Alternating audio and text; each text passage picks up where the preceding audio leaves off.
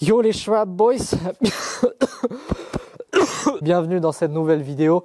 Qu'on soit clair d'emblée, à la fin de cet épisode, la voiture démarre, la voiture tourne. Mais avant ce grand moment, il reste encore énormément de travail et la plus grosse partie, ça va être le circuit de Sural. On va tout fabriquer maison et pareil, le circuit d'eau. Va falloir faire un circuit d'eau custom pour refroidir le turbo et tout le bordel. On commence par le circuit d'eau, c'est parti. Forcément, ça passe ultra short. Là, j'ai dû creuser dans le pare-choc pour entrer le cul du radiateur. Et ici, j'ai des pattes de fixation, donc il faut que je fasse une plaque comme ça sur Silent Block.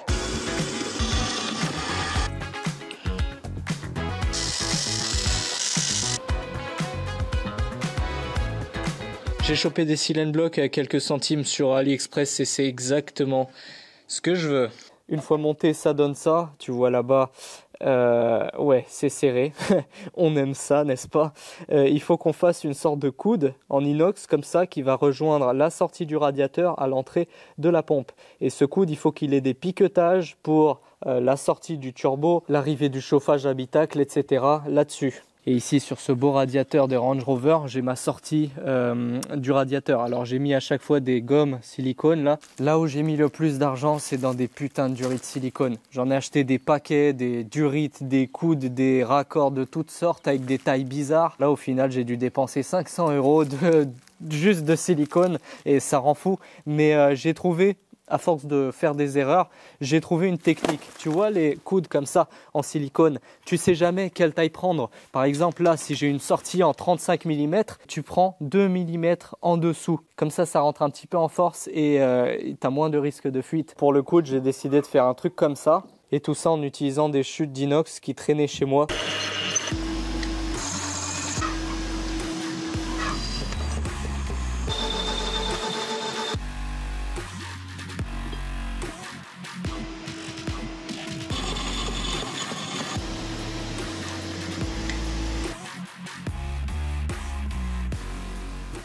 Une fois de plus, je remercie Autodoc de sponsoriser cette vidéo. Il m'a envoyé plein de matos, il m'a envoyé des suspensions arrière qu'on installera la prochaine fois, des fluides, des filtres et même de la tôlerie pour réparer mes points de rouille. Rappelez-vous qu'il y a toujours le code promo Ultimate Making pour avoir moins 5% sur tout le site et pas que en France justement. J'ai négocié pour que ce soit valable aussi au Luxembourg, Suisse, Belgique, un max de plaisir. La plupart le savent déjà, mais Autodoc c'est un peu les leaders en ligne pour tout ce qui est pièces auto.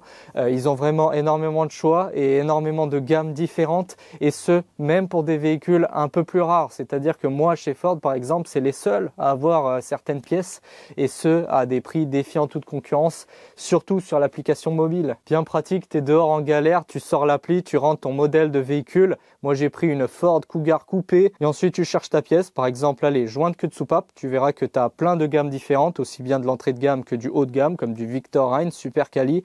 Je prends au pif, L-Ring par exemple.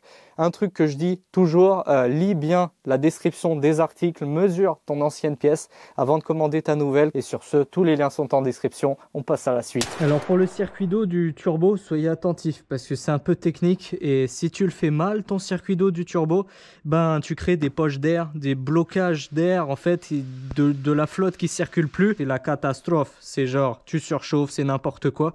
Et vu que c'est chiant, bah c'est pour ça aussi que personne refroidit son turbo à l'eau. Parce que ça crée des problèmes et puis il y a des emmerdes.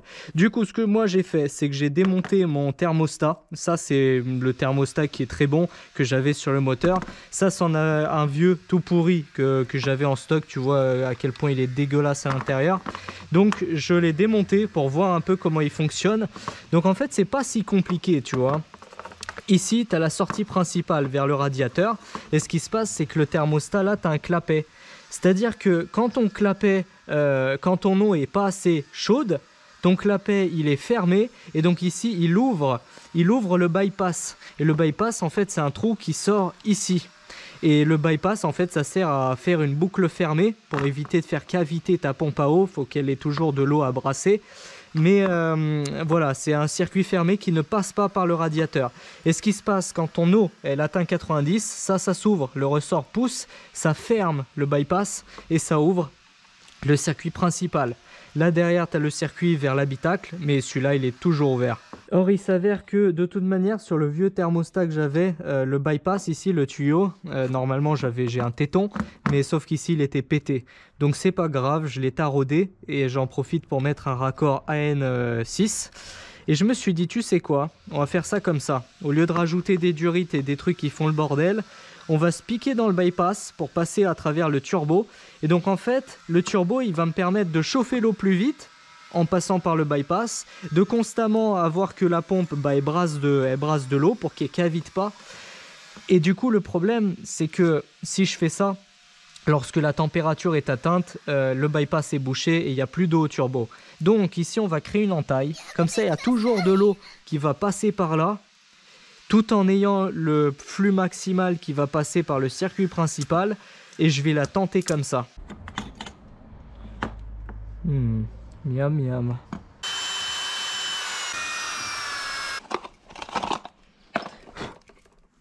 Oh waouh, tout beau, tout neuf. Merci Autodoc. Maintenant on va faire une petite entaille comme je vous avais dit.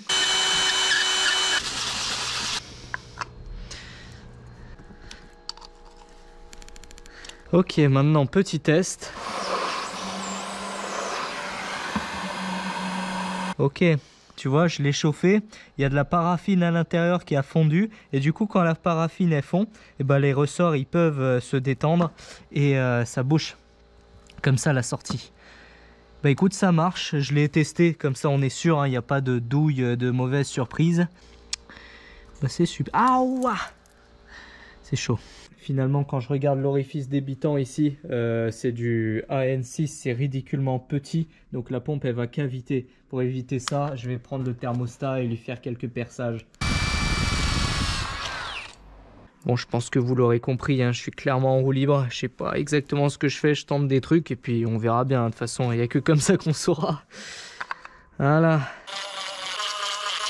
Là, ce que tu me vois faire, c'est l'un des seuls raccords AN que j'ai mis sur toute la bagnole. Parce qu'en fait, moi, les raccords AN, je déteste ça plus que tout au monde. Et je vais vous expliquer pourquoi. Le truc, c'est que 90% de ceux que tu peux trouver sur Internet en faisant une recherche Google, c'est des faux. Ça va fuir. Et si jamais ça fuit pas, ça fuira très très vite. Et crois-moi, ça va causer des problèmes. Et t'as pas envie d'avoir des problèmes quand tu es à 200 km/h au rupteur. T'as pas envie. Néanmoins, si jamais tu as le budget et tu veux acheter des vrais, alors sache que oui, ils sont extrêmement bons et extrêmement fiables, sauf que va falloir que tu investisses entre 30 balles et 50 balles le raccord parfois, tu vois. C'est extrêmement cher. Donc pour avoir des vrais, il y en a chez GT2i de la marque Goodrich. Il y a aussi Speedflow qui sont super bien. En soi, si tu as des vrais, c'est extrêmement bien et je recommande. Mais si tu n'as pas le budget, téton à bourrelet à l'ancienne avec un tuyau emmanché dessus, petit collier de serrage. Jamais de fuite. En fait, comme je vous ai expliqué tout à l'heure sur mon thermostat que j'ai modifié, ça c'est le circuit de bypass qui va partir dans un tuyau, qui va rentrer pour refroidir le turbo par en bas et ensuite ça va sortir par un port en haut. C'est très important. Il faut toujours que tu remplisses tes pièces. Là par exemple, tu as le turbo ou tu as un radiateur ou peu importe ce que tu as. Tu rentres par le bas, comme ça le niveau d'eau il monte constamment, il chasse l'air et il ressort. Donc comme ça tu remplis bien toute la surface et ça marche bien.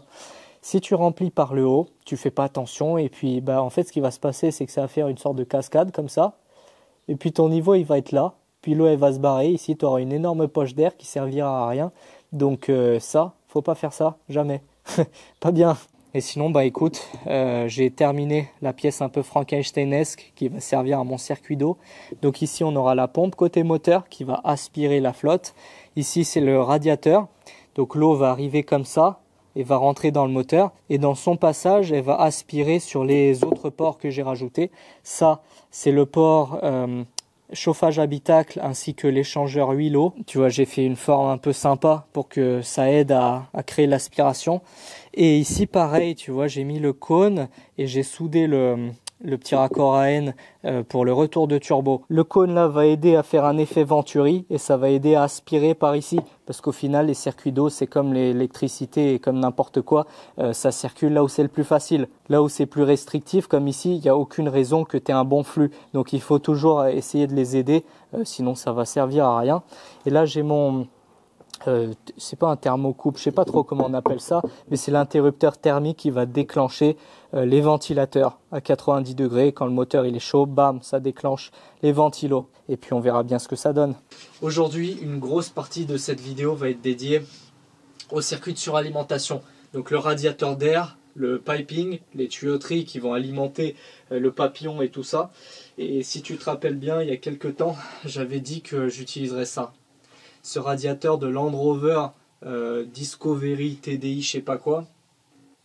J'allais mettre ça, mais au final, j'y ai réfléchi et je me suis rendu compte que il y a besoin de plein de modifs. Là, les diamètres, ils sont pas bons, c'est trop petit, trop restrictif. Donc, il faut que je coupe, il faut que je mette un bouchon, il faut que je mette une sortie autre part, parce que là, dans l'angle, j'aime pas ça du tout.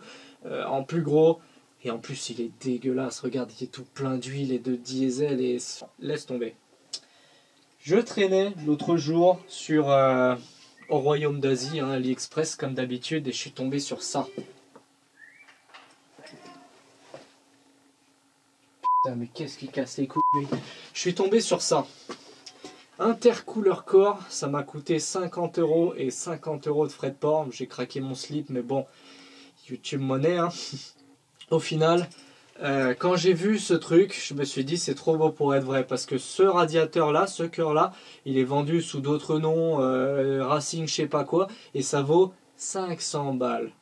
Et je ne sais pas si tu te rends compte de l'épaisseur de cette monstruosité. Il est vraiment super fat, il fait 90 mm de large et il est aussi super lourd. Quand je le porte, je me pète le bras. Il doit bien faire 5 kg facile et je sais pas si tu te rends compte, mais 5 kg pour un truc creux comme ça, je sais pas ce qu'ils ont mis dedans, mais genre c'est du plomb. J'espère que ici, dans les jointures, qu'il y ait des fuites.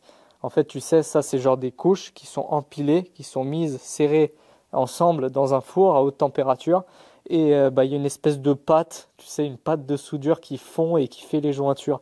Donc si jamais là ça foire, il y a des fuites, mais bon. De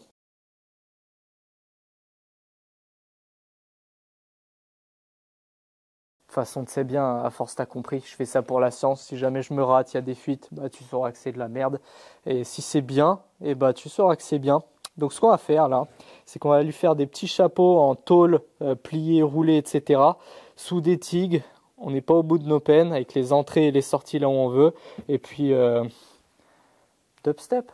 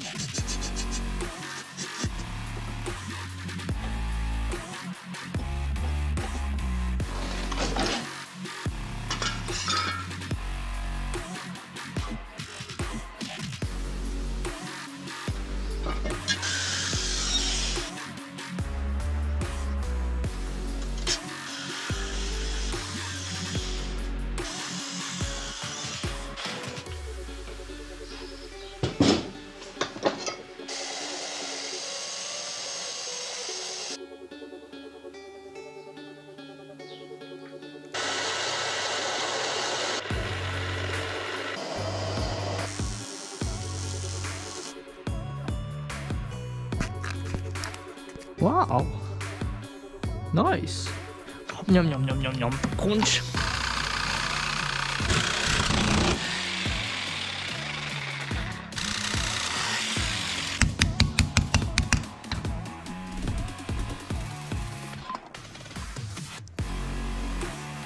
Wow.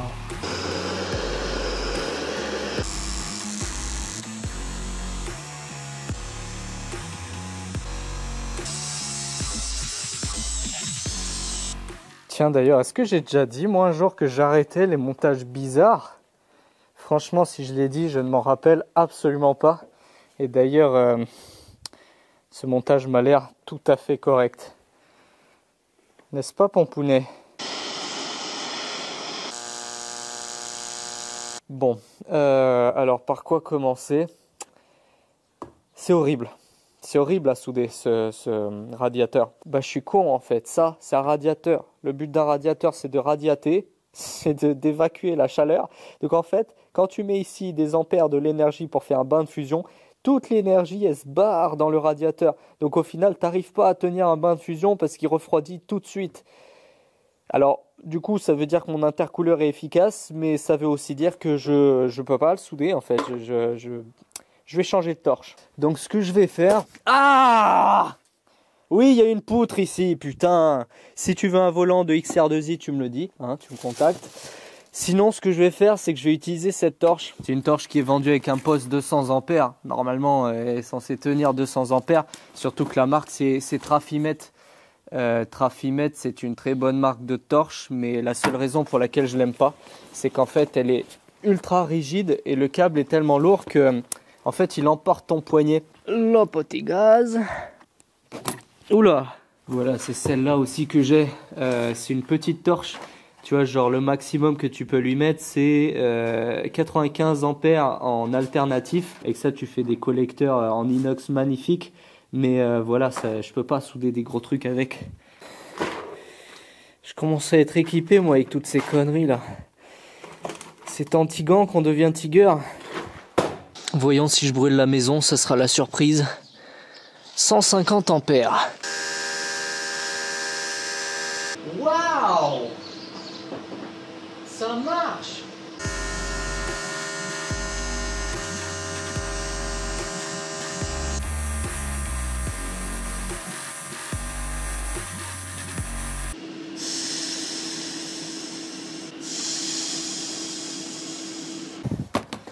C'était sport. J'ai enfin terminé de souder cet intercooleur là. À vrai dire, j'ai tellement tenté de trucs qui marchent pas. J'ai tellement appris de trucs en faisant ça. Oui, j'ai galéré, mais maintenant je pense être pas mal niveau soudure aluminium. Alors les électrodes, je sais que c'est un énorme monde de branlettes. J'ai essayé les vertes. Les vertes, c'est du tungstène pur. C'est de la grosse merde. Laisse tomber. C'est un truc de l'âge de pierre. C'est de la merde. J'ai essayé du lantane. C'est les électrodes qui ont un petit chapeau bleu. C'est bon, c'est bien, c'est pas mal, mais j'en avais pas des 3,2 mm. Et du coup, j'ai chopé ça. C'est des tungstènes au zirconium. Alors pourquoi j'ai pris ça? Parce que le nom est stylé. Ouais, t'as vu, moi je soude au zirconium. Mais alors en alternative sur de l'aluminium, c'est de la bombe, ça ne bouge pas. Fréquence 80 Hz, pas mal pour du épais. Plus c'est fin, plus tu montes la fréquence. Je retirais trop en arrière avant de remettre dans le bain. Et du coup, ça oxydait mon aluminium parce qu'il sortait de la zone protégée. Et du coup, quand je remettais, je mettais un gros pâté de cum noir dégueulasse. Donc, ouais, j'ai corrigé ça. En fait, tu rapproches ta torche de la pièce et tu mets ton métal d'apport. En fait, tu le retires pas, tu le mets paf, paf, paf, beaucoup plus serré. D'ailleurs, pour souder l'alu, c'est tout le contraire de l'inox. L'inox, tu cherches des grosses buses à tamis. L'alu, tu cherches des buses toutes petites. Ça, c'est une buse de 7 et encore, je pourrais descendre sur une buse de 5. Tout un tas de techniques. Je vous ferai un jour un tutoriel complet sur le TIG aluminium. Je me prétends pas soudeur ou quoi, mais j'ai une approche qui est vachement plus amateur. Ah oui, et pour ceux qui cherchent de l'argon de soudage en grosse bonbonne rechargeable, vous avez toujours la promo en description.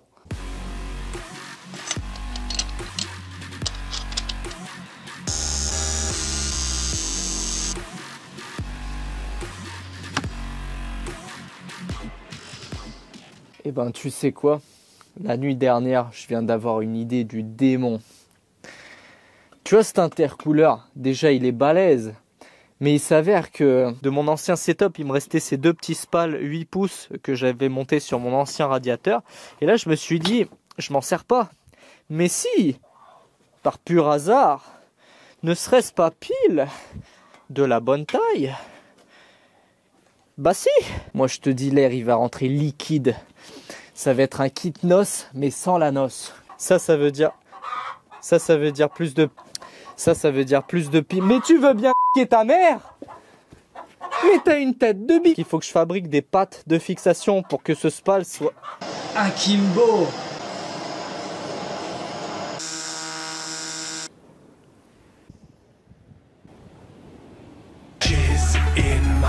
This really never happened L'intercooleur est en place, entre guillemets, dans sa position définitive en tout cas. Et c'est là que on va commencer à s'amuser parce qu'on a passé l'étape la plus difficile. Maintenant, il va falloir relier le bas. T'as pas des pipings qui vont là, qui font le tour par en dessous, qui vont là, puis qui remontent. Tu vois, optimisation de spool. Et ouais, mon pote. Donc, là, on va prendre le petit assortiment Max Pimping Rods. Donc il m'a envoyé un kit complet avec plein d'angles et tout ça. Ça vaut à peu près 100 € et tu as tout plein de tubes. Donc avec ça tu peux déjà te démerder. Où est-ce que j'ai mis le petit bout? Là. Donc il y aura une sortie un peu comme ça. Ensuite pifomètre. Tu vois, va falloir looker à peu près. Donc on va couper là, on va couper là. On va faire un bourrelettage. Il y a juste en bas là que ça va être beaucoup plus chiant parce que tu vois c'est pas aligné.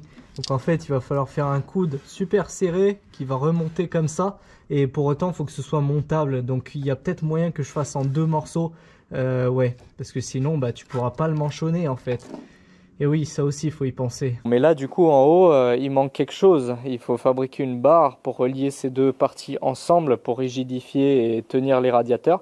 Et pour ceux qui suivent la chaîne dès ses débuts, vous connaissez la tradition, la règle numéro 1 du PIM Club. Aucun projet ne se terminera sans un morceau de cadre de lit. J'ai réservé cette belle barre rien que pour ça. On va découper un morceau et puis on va se faire une fixation. Mais là par contre, va falloir improviser. Ah c'est bon, oublie, c'est le haut vide du montage là qui parle. J'ai juste fait une barre coupée, soudée. Tu connais, bravo, on s'en tape. Riveté avec des rivets chelous filetés. Voilà, très belle barre monsieur. Au revoir, on passe au piping.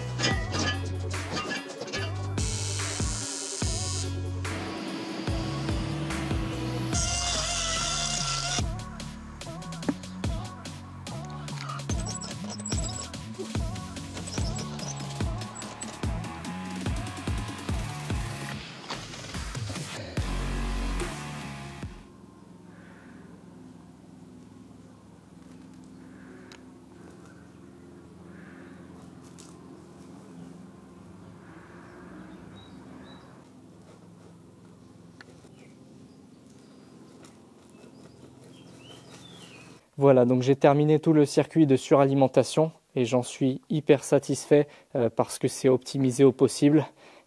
Heureusement, j'ai envie de te dire, après les mois que j'ai passé à découper la bagnole, l'élargir, rabaisser, faire des trucs custom et tout ça, au moins la phase de satisfaction c'est celle-là, parce que je peux placer chaque composant, chaque organe là où je veux qu'il soit pour optimiser la place et réussir à tout caser de façon direct, tu vois. Par exemple, là, tu as le turbo, il souffle en bas, ça sort en haut, boum, ça rentre direct. Pas de tuyaux inutiles, pas de whoop-ti-doo, comme dirait Louis, pas d'intercouleur dégueulasse ici à l'avant. Bref, t'as compris, j'arrive au résultat que je voulais. Une chose aussi que je voulais partager avec vous, c'est, tu vois, toutes les durites de dépression d'air et tout, que j'ai fait en bon vieux nitrile tressé. Donc ça, c'est de la durite super quali, tombée du camion, évidemment. Mais voilà, j'ai laissé tomber ces silicones comme ça. Alors c'est bien hein, quand tu prends un bar, etc. Il n'y a pas de souci, c'est bien étanche. Franchement, c'est cool, je les aime bien.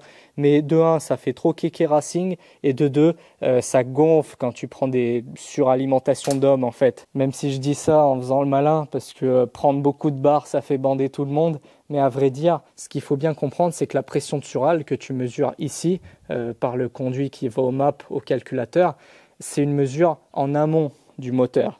C'est-à-dire que là, prendre 2 bars, ce que je vais probablement devoir faire, ça voudra juste dire que je sature ici, mais qu'il n'y a rien qui rentre dans les cylindres. Quand tu as des restrictions, bah ouais, tu es obligé de bourrer un max de sural, mais au final, il n'y a qu'une petite partie de cette sural qui arrive à sauter par-dessus les soupapes et rentrer dans ton moteur.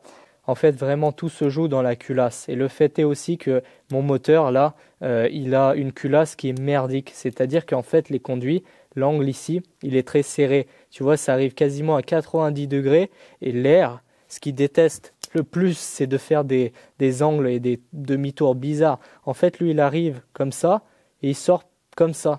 Il va pas s'emmerder à faire ça, contourner la soupape et sortir. Il va jamais faire ça. Même avec des grosses levées, des grosses soupapes, oui, on peut en sortir pas mal de puissance. Mais ça reste de la merde. Alors que, par exemple, les 20 VT, etc., les moteurs japonais, Honda, etc., Cosworth aussi, c'est un gros angle, une grosse ouverture ici. C'est-à-dire que l'air, il arrive quasiment par au-dessus de la soupape et donc il n'a pas beaucoup d'efforts à faire pour sortir des deux côtés et remplir bien le cylindre. Ça, c'est des designs tout pourris qui pourront jamais sortir des puissances infinies. Et ça, c'est des designs bien plus optimisés où tu sortiras beaucoup plus de puissance avec même beaucoup moins de sural. Tu as compris, au final, moi, ce qui m'intéresse, c'est surtout toute la science et toute la philosophie qui se trouve derrière l'optimisation moteur. Et même si je rage comme un porc tout le temps et je dis ouais, cette bagnole c'est de la merde, ce projet Ford c'est de la merde, ouais c'est de la merde, c'est clairement de la merde, mais le fait de bosser comme ça sur de la merde, j'ai fait tellement de conneries et j'ai vu tout un panel tellement large de problèmes que ce projet au final il m'a appris comme 5 projets, tu vois. Donc d'un côté, par rapport à l'enseignement, j'ai gagné du temps. Par contre là je viens de monter ça là, cette durite de chauffage, mais tu vois mon radium, la sortie elle est pas dans l'axe, c'est légèrement incliné vers le bas, donc ça me fait un angle bizarre et ça se met de travers et ça va fuir totalement. J'ai fait part de mon souci auprès de Timothée, mon Pimboy de chez GT2i, et le lendemain il m'a envoyé ça. Je savais même pas que ça existe et pourtant c'est bien pratique. Ils appellent ça du Megaflex. C'est une durite flexible, mais à la fois raide. C'est-à-dire qu'en fait, tu peux lui faire prendre la forme que tu veux, mais ça ne gonfle pas, ça ne s'affaisse pas comme de la merde. Et tu peux l'utiliser du coup pour tes circuits de sural d'air, mais aussi tes circuits de radiateur. C'est pas donné, hein, ça coûte clairement une couille, mais des fois ça te sauve la vie en fait. Et comme dans mon cas de figure, là je vais découper un morceau et normalement ça va régler mon souci de manque d'alignement. Merci Timothée, merci GT2i, et il y a toujours mon code promo en description valable sur, allez on va dire 70% du site, pas tous les produits mais beaucoup de produits. Coupage. Je crois pas que c'est comme ça que je suis censé la couper. Le radiateur d'eau, c'est bon. Le radiateur d'air, c'est bon. Et maintenant, il me manque un dernier radiateur. C'est celui de direction assistée. Si je ne mets pas de radiateur de DA, le circuit DA va être ouvert. Donc je ne peux pas démarrer le moteur. Sinon, la pompe ne peut pas tourner dans le vide. Et si je mets de l'huile, elle va se décharger par terre. Donc il faut que je trouve un emplacement, déjà que c'est serré, pour y caser ce radiateur-là. Alors là, tu vas te dire, c'est un radiateur Ford ou quoi? Non, c'est un radiateur de BMW. Je l'aurais bien mis droit, comme ça, derrière le pare-choc. Mais le problème, c'est que il y a ces tuyaux là qui sont trop proches du sol en fait. Et en plus, ça va sortir dans la courroie de l'alternateur, donc c'est pas bon. Bon alors, comme souvent dans ce projet, on arrive à une étape qui est cruciale, décisive, je dirais même. Soit ça marche super bien et c'est une révolution, soit ça rate et je suis dans la merde. Concrètement, tu vois, ces angles, ces plis là sur mon radiateur, c'est dégueulasse, c'est fait pour une BM, j'arrive pas à l'adapter sur ma voiture, ça m'énerve, il faut que je les coupe à ras, il faut que je leur mette des tétons à bourrelet, sinon le tuyau avec la pression il va se barrer. Tout ça pour dire que lorsque je vais couper là, il va falloir que j'assemble ce téton à bourrelet aluminium sur aluminium et aluminium super fin.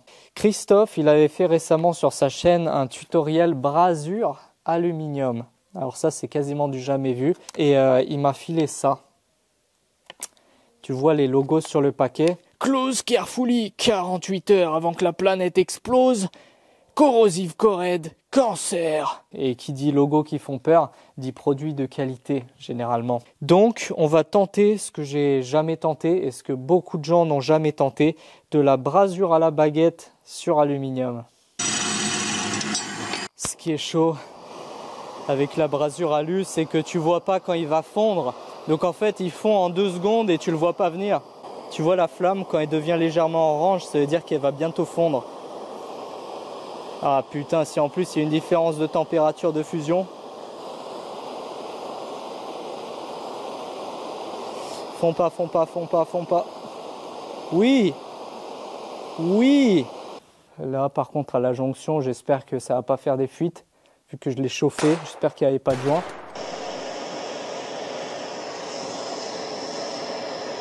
Et bah franchement, ça s'est super bien passé. C'est incroyable comme technique.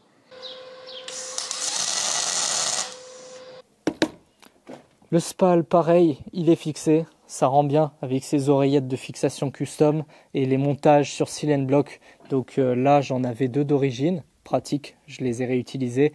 Mais en haut, j'en avais plus. Alors, tu vois ce que j'ai fait, crois-le ou non, j'ai chopé des petits plots comme ça en silicone un peu raide dans la poubelle de mon voisin d'en face. Il découpait en fait une plaque et une espèce de presse à découper comme ça. Et ça, c'était ses chutes. Il savait pas quoi en faire. Il a foutu à la poubelle. J'ai vu ça, je lui ai dit « Mais non, tu donnes !» Il a dit « D'accord ». Donc voilà, j'en ai chopé. Je les ai usinés autour. Et je leur ai fait une petite gorge et j'ai pressé dedans dans l'oreillette. Comme ça entoure bien, ça isole bien la vis du corps. Et bah voilà, c'est magnifique. La couleur est un peu chelou, mais tout ça pour dire que je te recommande vraiment de tout monter sur Silent Block. Moi, j'ai fait ça partout. Mes radiateurs sur Silent Block, mes réservoirs sur Silent Block, mes pièces électriques, MagValve, tout, Silent Block. Pourquoi? Parce que quand ta voiture elle tourne, les pièces mécaniques sont en mouvement, tout se dérange entre eux en fait. Il y a des efforts, il y a de la dilatation, il y a des vibrations. Bref, t'as pas d'excuse parce qu'au pire tu prends un bout de pneu, tu le découpes ou de la chambre à air de vélo, t'as bien du caoutchouc qui traîne chez toi ou si t'en as pas, bah, au pire tu fais quoi? Colle à pare-brise ou alors 30 centimes sur AliExpress, t'as tout ce que tu veux. Donc ouais, ça fait la différence entre une prépa toute pourrie qui se désagrège et une prépa un minimum fiable et agréable parce que mine de rien, toutes ces vibrations, elles vont se répercuter dans ton habitacle. Tous les trucs qui vont faire tu vas entendre ça dans ta voiture et t'as pas envie d'entendre ça dans ta voiture. Donc ouais, t'as pas d'excuses. Monte bien tout sur Silent Block. Bienvenue sur Ultimate Cuisine. Comme d'habitude, il se fait faim. Aujourd'hui, burritos mexicains. Pour la viande, on va partir sur du poulet. Alors, vu que le poulet de qualité, ça coûte une couille, on va prendre du poulet sous stéroïdes, d'autant bouffer de l'uranium. Mais au moins, ça coûte 9 € le kilo. On va le découper en fines lamelles contre le sens des fibres. Et ensuite, on recoupe comme ça en petits bâtonnets. Pour la marinade, les ingrédients sont ici. Je te laisse faire pause. 2 cuillères à soupe de poudre d'ail. Évidemment, les quantités, c'est approximatif comme toujours. Paprika doux, pareil. Ensuite, le cumin, c'est le plus important. Charge ça bien, hein, 2 cuillères à soupe, bien comme il faut. Il faut bien que ça transpire l'appropriation culturelle, pour que ça sente le Mexique, tu vois. Voilà, on charge, on rajoute un petit peu piment de Cayenne, environ un citron entier. Lubrifiant à base de tournesol, tu lubes ça bien, hein. 1 cuillère à café de sucre, 1 cuillère à café de sel et 1 cuillère de poivre. T'inquiète, fais confiance. Main propre. Et tu plottes ça fort. Tu imprègnes bien le poulet avec les épices, le cumin. Ça sent pas trop le Mexique, hein. Tant pis, écoute. Chaque recette est différente. Chaque jour est une nouvelle surprise. C'est ça la cuisine. Film plastique et l'idéal c'est au frigo pendant genre 1 nuit. Sauf qu'on n'a pas tout ce que ça a branlé, donc ça sera environ 4 heures. Voilà, on passe à la suite. La seconde partie de la recette, c'est de faire une salsa maison. Alors pour la salsa, on commence par hacher grossièrement un demi-oignon, un demi-poivron ou un petit poivron, du piment. Alors ça c'est la roulette russe, la quantité. Ça dépend à quel point qu'il arrache, mais tu sais jamais à quel point qu'il arrache. Donc j'ai mis un piment et de la coriandre. Par contre la coriandre... La coriandre. Perso, je déteste ça, je trouve ça dégueulasse. Ça a un vieux goût de punaise broyée avec du liquide vaisselle, c'est immonde. Mais j'ai envie de te dire, quand on va arriver à la 3e guerre mondiale, on va bouffer des rats, des corbeaux et des insectes mixés, ça va être encore pire que manger de la coriandre. Et moi, j'ai toujours l'habitude de manger ce que je déteste, parce que j'ai envie de te dire, ce qui ne tue pas rend plus fort. Donc oui, je mets de la coriandre, même si c'est dégueulasse, et je te conseille de faire pareil parce que c'est dans la recette originale. Tu mets tout ça dans un bol, tu rajoutes une demi-boîte de conserve de tomates nature, un peu de sucre, un peu de sel, une cuillère à soupe de cumin, et tu les mixes. Ah merde, j'ai oublié le citron. Poulet hors du frigo, oubliez pas, température ambiante, pas de choc thermique. On le met dans une poêle très chaude pour le saisir. Surcuisez pas le poulet, sinon il va pas être tendre. Donc vraiment c'est assez rapide vu qu'on l'a coupé en petits morceaux. Le poulet est prêt, on l'enlève. Il y aura naturellement du jus de cuisson là qui va s'accumuler. Tu gardes le jus de cuisson dans ta poêle. Voilà, tout le jus tu le squeezes, ça sert à rien de toute façon. Et tu mets ensuite des poivrons que tu aurais émincés. Feu moyen, tu couvres et tu laisses blurp tranquillement jusqu'à ce que les poivrons deviennent un peu fondants. Tout est prêt, le poulet, la salsa, les poivrons. À côté j'ai râpé du gruyère. C'est totalement freestyle, tu mets ce que tu veux dedans. Tu peux mettre, je sais pas moi, des haricots rouges, de l'avocat. J'en ai pas, j'ai mis de la salade pour légumes. Les wraps, j'ai pris le format maxi gros porc parce que les petits franchement ils font trop pitié. Réchauffage, fais-le moi chubby et protéiné aussi. Et un peu de salade parce que moi aussi je suis un healthy boy. Et voilà, 10 000 fois mieux que chez Subway. Bon appétit. Ah, j'ai la samba dans mon palais. Là, on s'approche fortement du premier démarrage de ce moteur. Enfin, premier démarrage, ça veut rien dire. Le truc, il a 350 000 bornes. C'est pas son premier démarrage, il tournait avant. Mais bon, t'as compris. Après un long moment d'attente. Et pour ça, il faut que je remonte définitivement le turbo et le collecteur d'échappement. En fait, je l'avais positionné provisoirement avec 2 accroches. Mais voilà, il n'était pas fixé définitivement. Parce que je voulais changer mes goujons. Alors ces goujons, ils sont vieux rouillés tout pourris. Ils ont une empreinte que j'ai même pas la clé. Et en plus, ils sont trop longs. Bref, ça me saoule. Ça peut même arriver que tu aies des goujons pétés. Donc je te file un petit filon de Roumain des Bois. Soit tu es un pigeon, tu vas sur jeantakumiracine.com et tu chopes des nouveaux goujons. Soit tu cherches chez ARP ou j'en sais rien, tu payes 100 balles les vis. Soit tu es un peu moins capitaliste et tu vas choper des vis industrielles. Alors ça, j'en parle souvent parce que c'est la technique ultime. Ces vis-là, ça coûte genre 40 centimes pièce. C'est des sortes de tiges filetées avec une empreinte hexagonale standard, donc tu les mets dedans super facilement. Et en plus, en classe d'acier, c'est du 14.9. Je sais pas si tu te rends compte. L'ARP, c'est genre 180 000 PSI en traction. Et le 14.9, c'est 210 000 PSI. Donc ça, là, 40 centimes pièce, c'est plus solide que de l'ARP. Donc voilà, je sais que je vais me faire harceler encore sur Instagram. Les gens, ils me demandent où est-ce que je les chope. Ça, c'est Bricovis. Le site où j'achète tout le temps, c'est Bricovis. Je trouve que les prix sont pas mal. On installe cette ratonnerie et ça va tenir plus longtemps que le moteur.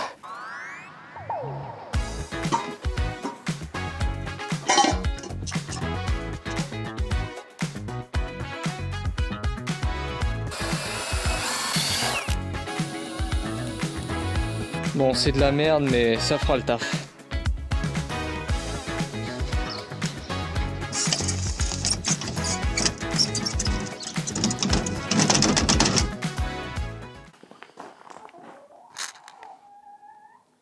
Ben, qu'est-ce qu'il y a, Pampounet, hein?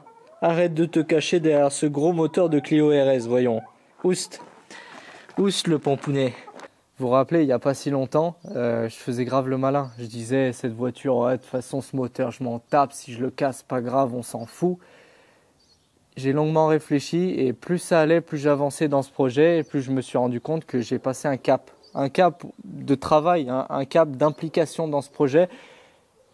Bah en fait, j'y ai mis trop d'énergie mentale pour être serein le jour où je le casse. Donc si là, on passe au banc, sans bielle, sans rien comme ça, et on essaye d'en tirer 400, il y a des grandes chances que tout casse. Et même après le Mosquito ou avant le Mosquito, je me suis engagé au Mosquito et peut-être que ça casse, je sais pas.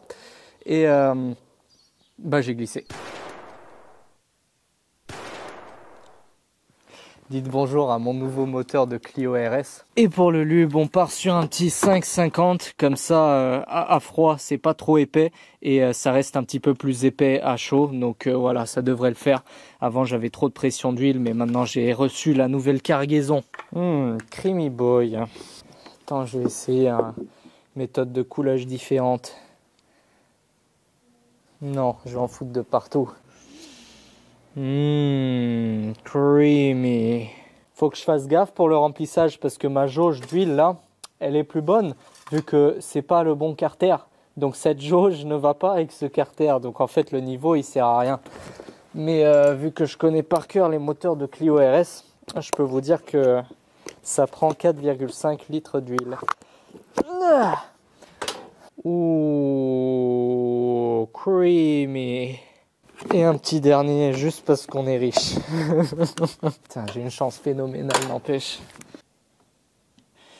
Voilà, j'estime ça à 4,5. Ah putain, il y a ça aussi, l'huile de DA.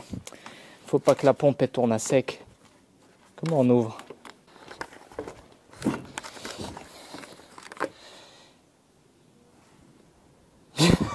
J'ai failli mettre... Ça honnêtement c'est ma plus grosse inquiétude parce que si j'ai des fuites dans la DA, je dois tomber le moteur. Pitié, ne fuis pas. Pitié. Please daddy don't leak. On sait jamais, peut-être qu'il comprend mieux l'anglais. Non, pas de fuite. Et là, il y a des fuites. Non, d'accord. Et là... Oh putain, c'est tout gras. Ah, j'espère que c'était d'avant.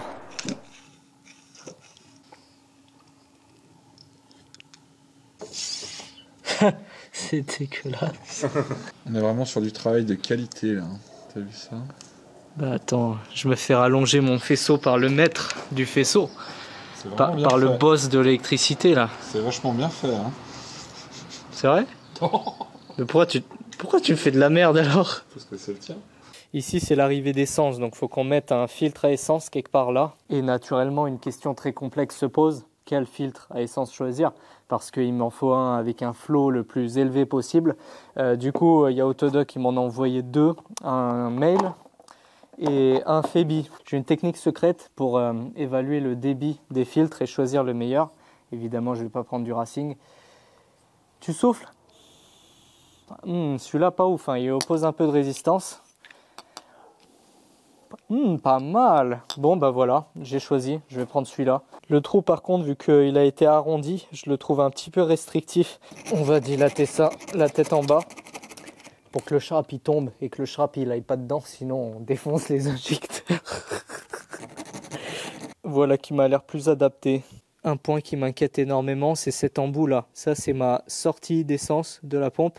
Et j'ai mesuré, c'est 4,5 mm de diamètre intérieur le trou. Il est de 4,5 mm.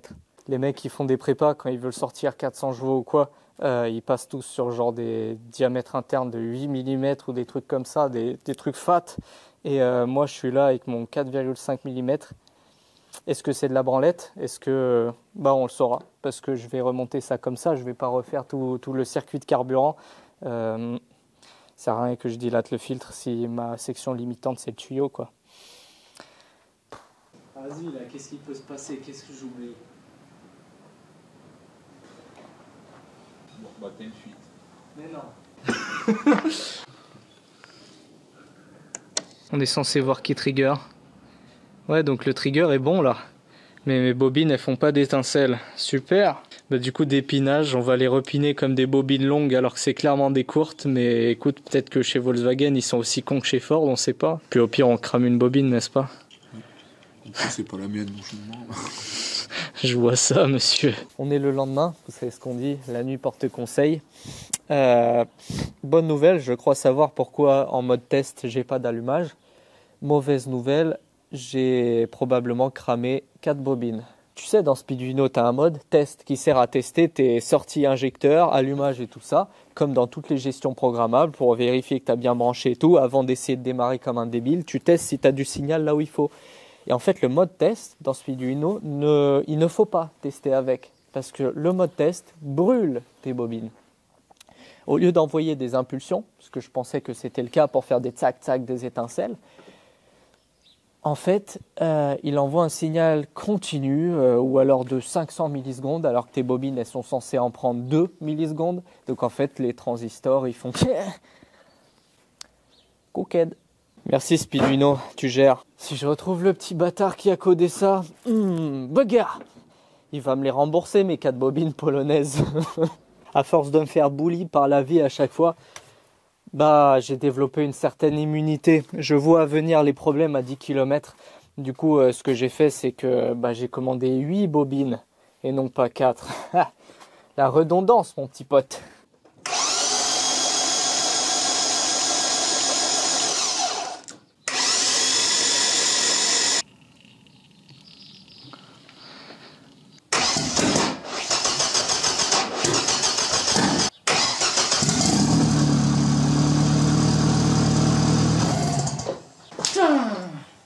Putain d'ordre d'allumage. T'inquiète pas, le domino c'est provisoire, mais j'ai inversé l'ordre d'allumage. Voilà exactement ce que je redoutais. Fuite de direction assistée. Et là aussi ça pisse de partout. Et là je sais pas quoi faire. Je peux fabriquer beaucoup de choses. Mais ça là, les trucs de DA, je peux rien y faire. Les raccords ressemblent à ça. Ce qui se passe à l'intérieur, c'est que autour, là, il y a un joint torique. Tu vois, je l'ai démonté, j'en ai zigouillé un. Il y a un joint torique comme ça, qui sert d'étanchéité, sauf que ça, c'est voué à l'échec. C'est de la merde. Le problème, c'est que ce genre de raccord, c'est un one-shot. Une fois qu'il a été mis, tu peux plus le ressortir.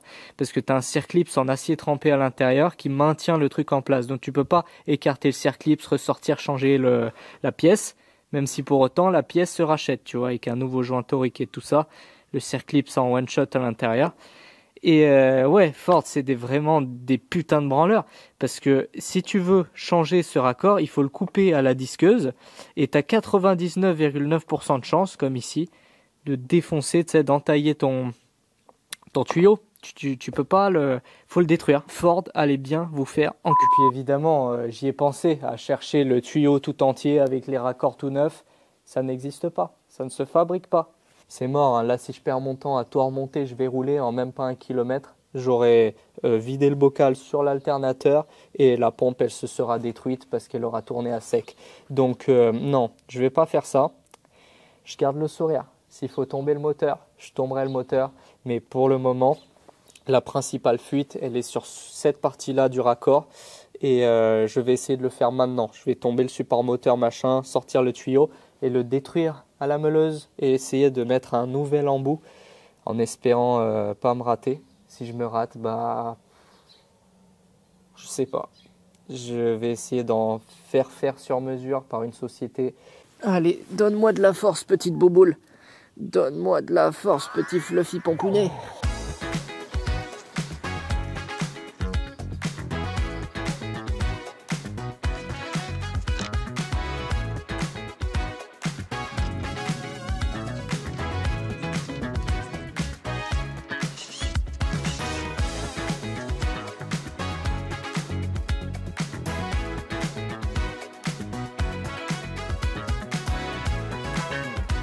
Pour de vrai, sans être médisant, Ford c'est fiable. Tu vois, ça tient longtemps, il n'y a pas de souci.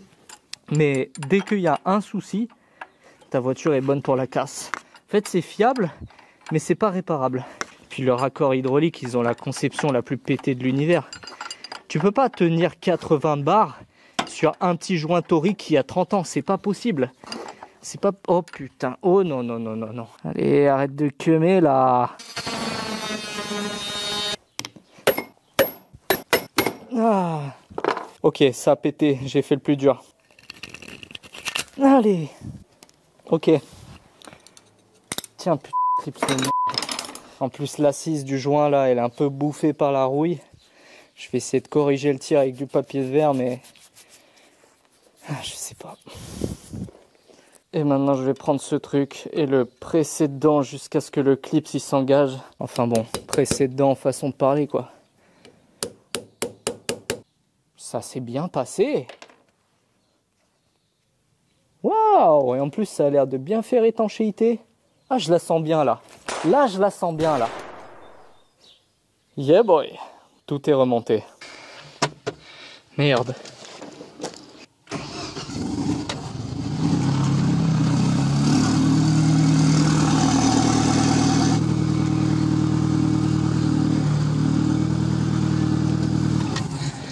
Oh bordel, non.